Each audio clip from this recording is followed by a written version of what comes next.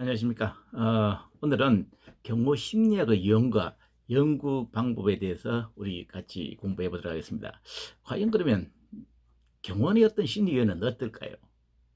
왜 경호원은 항상 긴장을 하고 어떤 경호대사 주위를 살피면서 초자한 어떤 심리와 그런 것을 갖다 주의 집중력을 요구하는 어떤 심리적 요인이 굉장히 왜 많이 적용이 될까요? 여기에는 경로 임무라는 것은 어떤 우리가 일반적인 어떤 업무보다도 굉장히 어떤 특수한 상황에서 이루어지는 것이다. 이렇게 여러분들께서 보셔야 되겠습니다. 즉 방어자의 입장에서 경호의 어떤 후속적인 어떤 조치가 이루어지기 때문에 항상 긴장과 불안이 연속된다는 것입니다. 다시 말을 같으면은 모든 공격의 기회와 장소와 시간과 수법은 누가 문제합니까? 범인이 먼저 시행을 하고 경호는 후속 조치가 이루어지기 때문에 경호는 항상 언제 어디서 어떤 위기적 상황이 발생될지를 갖다가 모르기 때문에 항상 긴장을 하고 해야 된다는 어떤 특수한 임무 환경에서 임무를 수행하고 있다는 것입니다.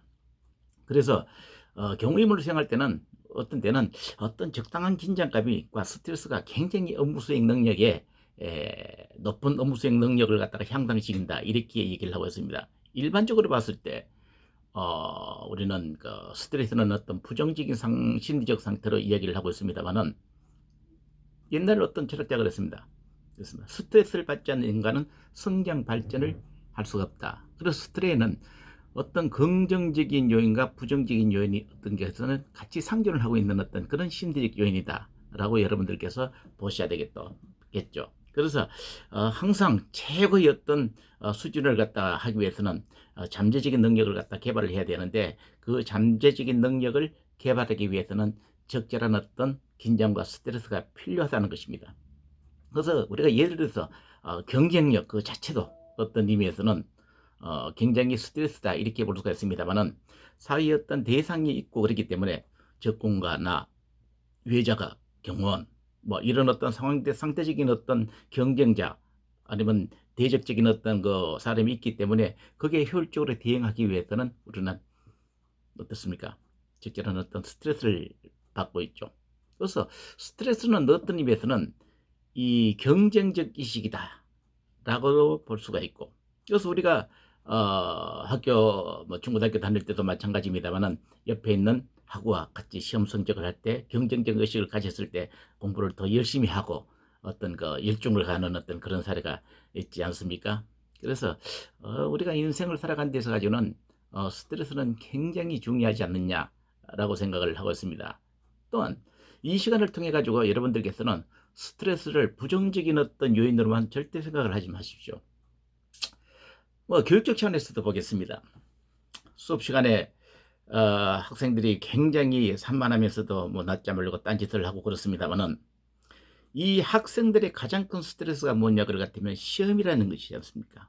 시험의 어떤 성적이 바로 자기의 인생을 좌우하고 모든 것을 결정을 하기 때문에 그 시험에 대한 스트레스가 굉장히 많습니다. 그래서 교육의 효과적인 어떤 측면에서 봤을 때 여러분들 엉뚱한 짓을 하고 있을 때 이번에 이거 시험 나오니까 전부 다 주기해 그러면 전부 고개 들고 집중을 하지 않습니까? 그래서 교육에서 시험을 이라는 스트레스를 줬을 때하고 주지 않았을 때는 제가 보건대는 50%에서 60% 이상의 교육의 효과가 나지 않을까 이렇게 생각을 하고 있습니다.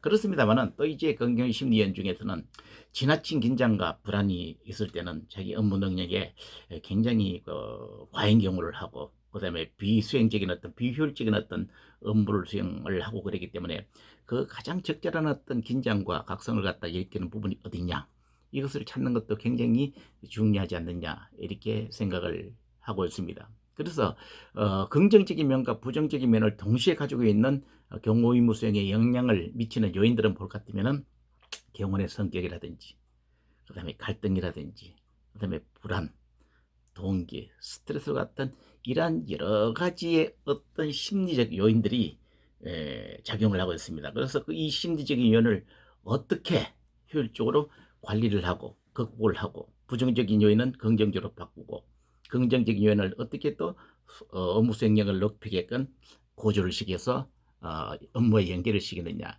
이것은 어떤 의미에서 굉장히 중요한 과제가 있지 않느냐. 그래서 이 경화학에서는 이 심리학을 굉장히 중요한 학문적 영역으로 생각을 하고 있다. 이렇게 보시면 되겠습니다. 자, 그러면 이제 뭐 꼭 경호 심리학입니다만은 일반 심리학과 연결을 해서 과연 심리학의 유형과 연구 방법은 어떤 것이 있는지에 대해 가지고 우리 같이 한번 보도록 하겠습니다. 그래서 이제 현대 심리학의 유형을 볼 것 같으면 먼저 이제 발달 심리학이 있습니다. 발달 심리학. 그래서 아동기에서 노년기에 이르기까지 인간의 어떤 정신적인 어떤 신체적 성장 발달을 연구하는 어떤 것으로 볼 수가 있겠죠. 그래서 차이가 시작되는 그 연령, 성의 남녀 성에 대한 거, 그다음에 연령이 증가함에 따라 가지고 어떤 생리적 신체적인 어떤 성적인 변화가 분명히 나타난다. 그래서 이러한 것을 연구하는 것을 우리는 발달 심리학 측면에서 접근을 하고 있고요. 그다음에 이제 그 생리심리학.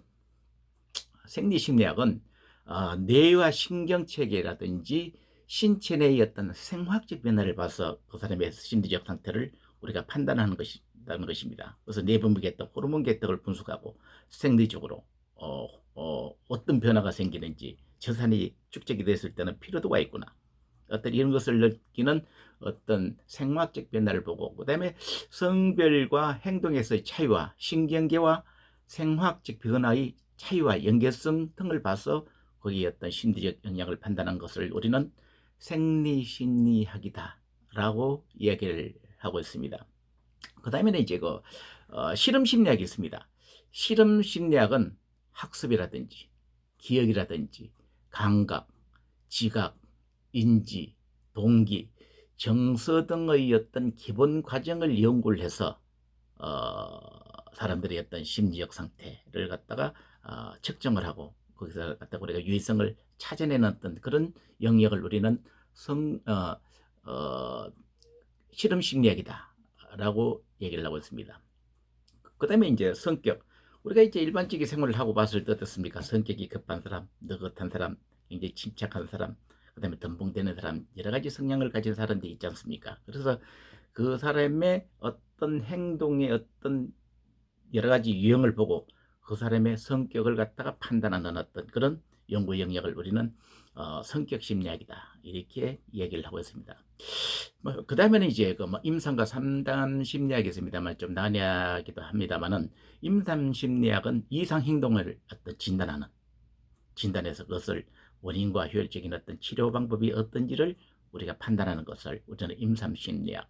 그 다음에 상담 심리학은 직업이라든지 결혼 같은 거 등을 겪게 된 일에 대한 어떤 정상적인 어떤 적응 문제가 어떻게 적응할 것인가. 그래서 상담을 통해 가지고 그 사람의 성격적 내용을 판단해서 어떤 적절한 관계를 갖다가 중용을 찾아내는 어떤 그런 상황을 우리는 상담 심리학이다 이렇게 얘기를 하고 있습니다. 그래서 이런 어떤 다양한 어떤 그 성격을 과연 우리는 어떻게 연구를 해서 찾아낼까? 그래서 심리학의 연구 방법에는 몇 가지 방법이 있습니다. 그 다음에 처음에는 이제 자연적 관찰법이라는 것이 있습니다. 자연적 관찰법이라는 것은 자연 상황에서 인간과 동물의 행동을 연구하고 관찰하는 것입니다. 그 다음에 이 자연적인 것은 굉장히 관찰을 행동, 연구실에서 연구를 하는 것보다도 굉장히 자발적이고 진짜 자연스럽습니다. 저기에 꽃이 피었네. 그 다음에 저 개가 뛰어가고 있네. 저 사람이 헐떡거리고 있네. 이런 어떤 있는 그대로를 표현하는 것을 우리는 자연 관찰법이라고 이야기를 하고 있습니다만은, 이 단점은 뭐냐 하면 관찰자의 편견이 들어가는 어떤 굉장히 주관적인 어떤 판단 기준이 적용되는 이런 문제가 있다 이렇게 보셔야 될 것 같습니다. 저기 가는 저 사람이 개처럼 아주 잘 달리고 있다. 그 사람이 잘 달리고 있다는 그 표현만 해야 돼. 뭐처럼 언유법과 비유법을 적용해서 한다는 것은 굉장히 바람직하지 않는 것이거든요. 왜? 개라고 해서 전부 잘 되는 건 아니지 않습니까? 그래서 영화배우 누구처럼 저 사람이 아름답다. 주관적인 어떤 판단에 의해 가지고 그 사람은 이미 자기가 생각해 아름다울 수도 있습니다만은 다른 사람이 봤을 때는 그렇게 생각하지 않을 수가 있기 때문에, 이런 어떤 관찰법을 표현할 때는 자기의 주관적인 어떤 판단 기준을 생략을 하고 있는 그대로를 갖다가 표현을 하는 것이 가장 중요한 것이다. 이렇게 보셔야 될 것입니다. 그 다음에 이제 그 뭐 실험법이라는 것이 있습니다.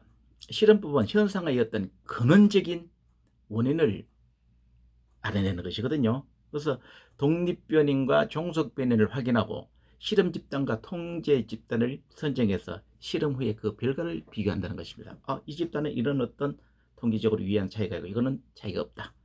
그 다음에 독립변인이 종속변인에 어떤 영향을 미치느냐, 다양한 어떤 방법을 통한 실험을 통해 가지고 그 심리적 영향이라든지 하는 것이고, 그 다음에 실험 집단과 통제 집단, 어떠한 모집단을 선정해 놓고 그 집단과 특수한 어떤 방법을 적용한 이 집단과 비교해서 일정한 기간 후에 어떤 변화가 생겼다. 그래서 그 적용되는 어떤 기법과 요인, 그 다음에 심리적 상태, 이것이 어떤 영향을 미치느냐, 이렇게 연구를 하는 것을 우리는 실험법이다.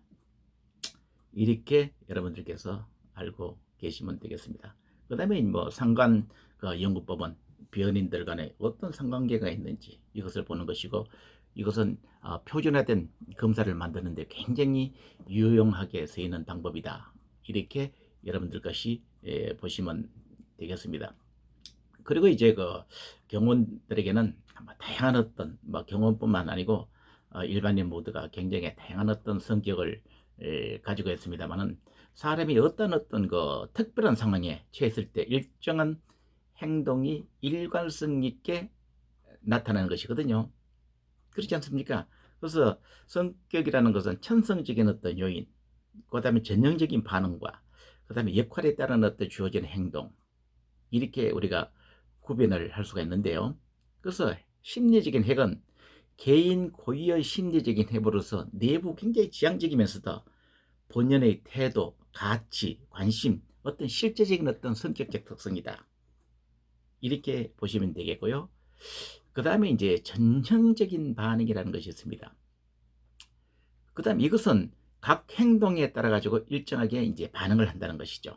그래서 이것은 굉장히 외부 지향적이면서 상황에 따라 가지고 다양하게 이제 변화가 되는 어떤 그런 상황이다. 저는 뭐 처음에는 천성적 행동 이랬습니다만은 어떤 새로운 직장을 구하다 보니까 그 직업에 적응을 하기 위해서 성격적 특성이 바뀔 수가 있는 것이거든요. 그래서 그 상황에 따라 가지고 반응하는 어떤 성격, 이것을 우리는 전형적인 어떤 반응이다라고 얘기를 하고 있고요. 그 다음에 역할 행동이라는 것이 있습니다.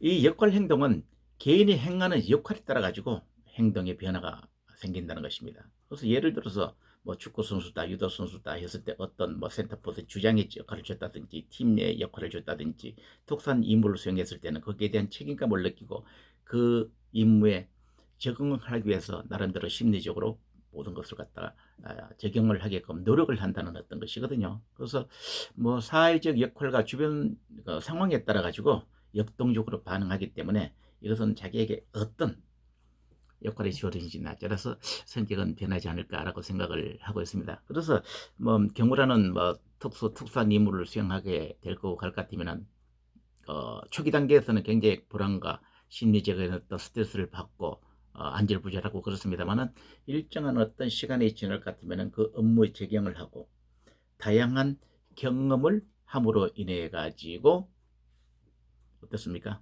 그게 적응을 해서 그 고유물을 정상적으로 수행할 수 있는 어떤 그런 요인이다. 이렇게 여러분들께서 보시면 되겠습니다. 자, 그럴 것 같으면 여러분들도 뭐 개개인으로 전부 나름대로 어떤 특성적 성격을 갖고 있습니다만은 과연 성격은 과연 어떻게 형성이 될까요? 첫째는 이제 생물학적 영향에 굉장히 영향을 많이 받는다는 것이거든요. 그래서 크레치모와 시알던의 연구에 할 것 같으면은 뭐 네 배 병 굉장히 비만적인 어떤 성향을 갖고 있다. 외배의 병은 굉장히 세장형이다. 그 다음에 중배의 병만 당당한 사람들은 굉장히 투사적 어떤 성향을 갖고 있다. 그래서 신체와 생리적 어떤 상태에 따라 가지고 그 사람의 성격적 특성을 우리가 할 수 있죠. 뭐 이건 뭐 비근한 예입니다만 꼭 그렇지 않습니다만, 저 사람은 당당하게 굉장히 힘이 좋을 것 같다. 저 사람 뭐 조직에 있는 근무를 하는 사람 같다. 그리고 우리가 어떤 예들은 굉장히 막 얍실하면서 막 어떤 뭐 농담입니다만 뭐 저 사람은 뭐 제비 같다든지 뭐 이렇게 외적인 어떤 요인을 보고 그 사람의 어떤 내면 세계를 우리가 판단하는 것, 이것을 우리는 생물학적 영향에 따라 가지고 그 사람의 성격적 특성을 우리가 판단하는 것을 우리는 생물학적 영향이다, 이렇게 우리가 말씀드릴 거 있고요. 그 다음에 이제 공통적인 경험, 이거는 여러분들께서도 많이 인지를 할 겁니다. 이것은 특정한 문화 안에서 공통적인 신념과 관습, 그 다음에 가치를 가짐으로써 나타나는 것이거든요. 왜 그랬습니까? 각 나라마다 동서양과 그 다음에 각 나라마다의 어떤 문화가 틀리지 않습니까? 생활 습관이 틀리지 않습니까? 기후가 틀리지 않습니까? 정치적 제도가 틀리고 다양한 형태의 변화에 따라 가지고 거기에 적용을 한 사람들은 그 공통적인 어떤 특성적 상황과 경험에 의해 가지고 성격이 변한다는 것이거든요. 그 다음에 직업 선택 후에 직업에 맞는 행동을 하도록 여건을 이해하고 구속되게끔 되어 있습니다. 또한 이제 산업에 대한 어떤 문화와 영향이 균화되지 않지 않습니까? 굉장히 우리가 개인적인 뭐 우리 주위에도 볼 것 같으면 전지주의 교육을 받은 사람, 집안이 굉장히 엄한 사람, 그다음에 개방적인 집안에서, 그다음에 각 뭐 지역적 특성이라든지, 그다음에 가풍이라든지 교육의 여건이 전부 다 일정하지 않지 않습니까? 그래서 그런 어떤 여러 가지의 요인에 인해 가지고 지속적으로 축적된 요인에 의한 경험, 이것으로 인해 가지고 그 사람의 성격이 어느 정도 조성이 된다, 이렇게 돼야 될 것 같습니다. 그 다음에는 이제 그 독특한 경험에 의해 가지고 성격이 또 변할 수가 있거든요. 뭐 서로가 다른 부모 양육 방식이라든지, 뭐 조실 부모에서 일찍 부모님이 돌아가셨다든지, 그 다음에 자기가 질병에 걸려서 어린 시절부터 굉장히 외롭고 살았다든지, 뭐 장애를 가지고 있다든지, 이런 사람들은 아무래도 일반인보다는 조금 더 어떤 나름대로의 어떤 독특한 성격을 지니고 있지 않느냐, 이렇게 생각을 하고 있습니다. 그래서 개인에 따라서 다른 행동이나 생각을 하게 되면서 그런 어떤 성격 형성에 굉장히 영향을 많이 준다는 것입니다. 그래서 과연 이 경고 임무를 수행하는 사람들은 이런 어떤 여러 가지 다양한 어떤 성격적 특성 중에 가장 중요한 것은 어떤 그 특이한 성향을 갖고 자기 나라인데 어떤 주관적 판단이 가되고 화학과 조직과 화합할 수 있는 어떤 그런 성격적 특성을 가진 사람을 굉장히 요구하는 것이 바로 이 경호 임무를 수행하는 경호원들의 성격이 아니냐. 조직에 효율적으로 적응을 하고 지명령체를 따르고 화합을 하면 그런 어떤 체제가 경호 임무를 수행하는 어떤 경호원들이 가져야 될 어떤 성격적 요인이 아니냐라고 생각을 하고 있습니다. 그래서 이제 뭐 셀던, 뭐 참고적으로 셀던이라는 어떤 그 유명한 심리학가 있습니다만은 이분은 체형의 분리에 따라서 성격을 이렇게 구분을 했습니다. 그래서 내장 긴장력, 이것은 자세와 동작이 굉장히 이제 느린, 좀 체격이 좀 뚱뚱한 사람들인데 느린 반응을 하고, 그다음 사교를 굉장히 좋아하고 주위 사람에게 관심을 갖는 것을 좋아하고 곤란할 때 다른 사람에게 의존을 하는 그런 어떤 성격의 특성을 가지고 있고요. 그 다음에 이제 신체 긴장형이라고 있습니다.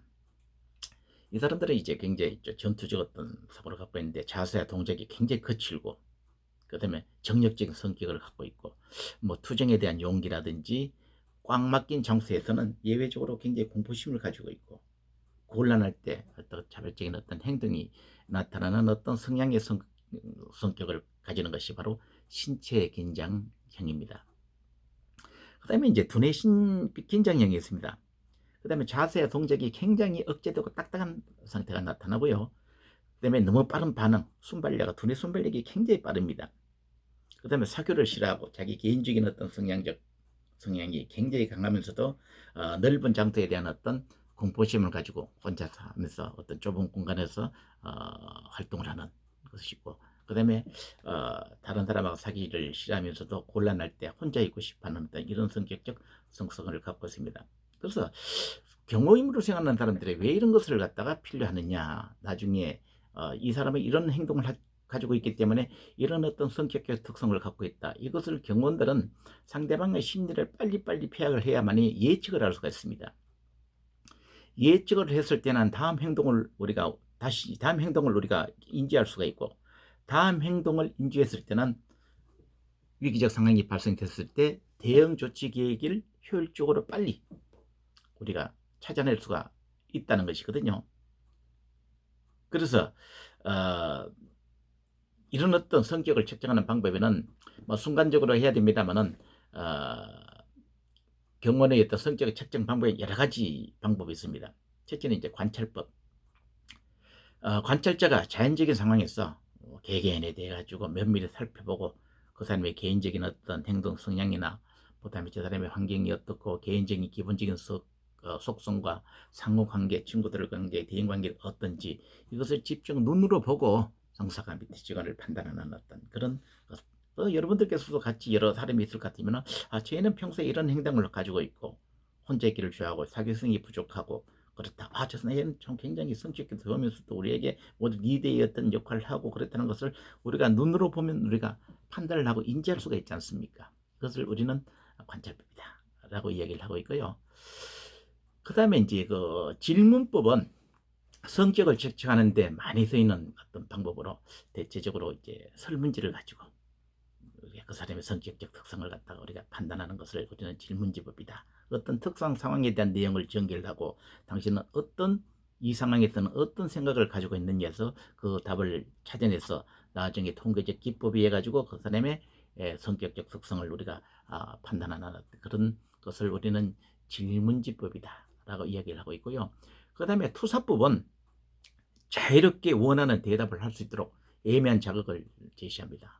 프리스타일로 해가지고 방고자 면담 기법이라든지 편안하게 자유롭게 자기의 어떤 생각을 뱉어낼 수 있도록 그렇게 해서 거기에서 그 사람의 성격적 내용을 찾아내는 방법, 이것을 우리는 투사법이라 하면서 이것은 반응을 근거로 해서 상상력을 동원해서 분석해서 성격을 파악하는 방법이다. 이렇게 보시면 되겠습니다. 그래서 이런 어떤 성격적 특성이 과연 임무수행, 즉 경호 임무수행과 과연 어떤 연관성이 있을지 또 우리가 생각을 한번 해볼 필요가 있겠죠. 그래서 여러분들 알다시피 성격이라는 것은요 굉장히 유일성이면서도 그 다음에 독특하고 일관성이 있고 지속성이 있는 공통성을 가지고 있습니다. 예를 들어서 우리는 가끔 이런 말을 하고 있습니다. 성격을 천성적인 거. 그래서 우리는 천성이 변하면 죽는다. 저희가 왜 이럴까? 저기 왜 갑자기 왜 저러나? 평소에 저런 놈이 아닌데 이런 생각을 갖고 있지 않습니까? 그래서 유일성과 나만이 가지고 있는 유일성과 그거 나름대로의 어떤 독특한 어떤 성격. 그다음 일관성이 꾸준한 성격은 심리적인 해결에서 나타나는 것이기 때문에 꾸준하게 일관성이 지속되는 것이거든요. 그래서 사람들은 성격에 의해서 여러 상황에서 일관된 방식으로 해서 느끼고 사고하고 행동하기 때문에 평소의 성격과 행동으로 다음 행동을 예측 가능하다는 것입니다. 저는 평소에 이런 어떤 성격과 이런 행동을 하고 그러기 때문에 이번에 보니까 뭔가 좀 수상하니까 이제 좀 조심해야 될 것 같다. 예측을 하지 않습니까? 다음 행동을 예측할 수 있는 것이기 때문에 여러분들은 사회생활을 하면서 내 주위에 있는 사람은 어떤 성격적 특성을 가지고 있는지도 한번 이렇게 보시는 것이 굉장히 좋지 않느냐 이렇게 생각을 하고 있습니다. 그래서 경원들은 같은 임무나 같은 조건은 경원끼리 성격의 차이에 의해서 임무 수행에 굉장히 능력이 달라지는 상황입니다. 그래서 정반대적 개념으로 봤을 때 두 가지 개념, 즉 경호 임무 수행 능력이 낮은 경원과 경호 임무 능력 수행이 굉장히 높은 경원을 비교할 것 같으면 어떤 성격적 특성을 나중에 세부적으로 공부하겠습니다만은 경호 임무 능력이 굉장히 낮은 경우는 성격적 굉장히 상태 불안이 강하고 특성 불안, 그 다음에 긴장이라든지 우울, 분노, 피로, 혼란, 노이로제 같은 굉장히 부정적 심리적 요인의 상태가 굉장히 높다는 것이거든요. 이런 사람들은 굉장히 활동성이라든지 외향성이 낮고 경호 의무 수행 영역에 굉장히 낮은 역량이 부족한 경원이다, 이렇게 볼 수가 있고요. 반대로 경호 의무의 수행이 높은 어떤 활달한 능력이 축적된 경원들은 상태 불안이라든지 특성 불안, 그 다음에 긴장, 우울, 분노, 피로, 혼란, 노이로즈가 굉장히 낮게 나타나고 있습니다.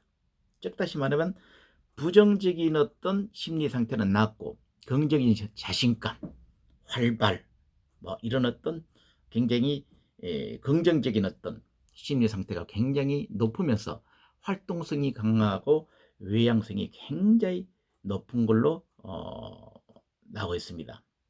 그래서 우리는 다양한 이제 자기 업무에 따라 가지고 그 업무 수행 능력을 어, 효율적으로 수행하기 위해서는 먼저 내 성격은 과연 어떤 심리적 특성을 가지고 있을까, 그것을 빨리 판단해서 나의 어떤 부정적인 어떤 심리 요인은 최대한으로 수정을 해서 낮추도록 하고, 그 다음 자기가 부족한 어떤 긍정적 심리 상태, 자신감, 활발성, 긍정적 요인, 충성심, 이런 어떤 긍정적인 요인에 대한 요인들을 향상을 시켜서 그 업무 수행 능력을 굉장히 높여주는 것이 굉장히 중요하지 않을까, 이렇게 생각을 하고 있습니다.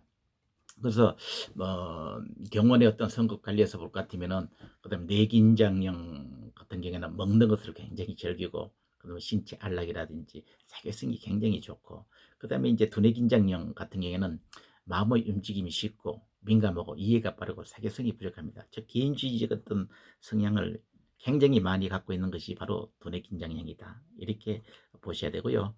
그다음에 신체긴장형은 좀 신체적인 모모가 대담 솔직하고 경쟁적이면서도 좀 성격이 급하면서도 굉장히 공격적인 어떤 성향을 갖고 있는 사람을 우리는 신체 긴장형이다 라고 얘기를 하고 있습니다. 그래서 결론적으로 경원들은 항상 긍정적인 사고로 성격 개선에 노력이 필요를 할 것입니다. 그래서 급한 성격은 너무 급진적인 진행일을 거르치는 경우가 왕왕 발생을 하고, 그 다음에 느긋한 성격을 가진 사람들은 순발력과 냉한 판단이 필요할 경우에 피해가 발생할 수 있는 사건이기 때문에 여러분들께서도 자기의 성격적 내역을 판단해서 스스로 자가 평가를 해서 효율적으로 개선해서 업무 수행 능력에 최선을 다할 수 있도록 그렇게 하는 것이 바람직하다, 이렇게 생각을 하고 있습니다. 그래서 오늘은 경호원의 어떤 성격의 유형과 그다음에 특성, 그다음에 성격 관리 유형에 대해 가지고 같이 공부를 해봤습니다. 여러분들 수고했습니다.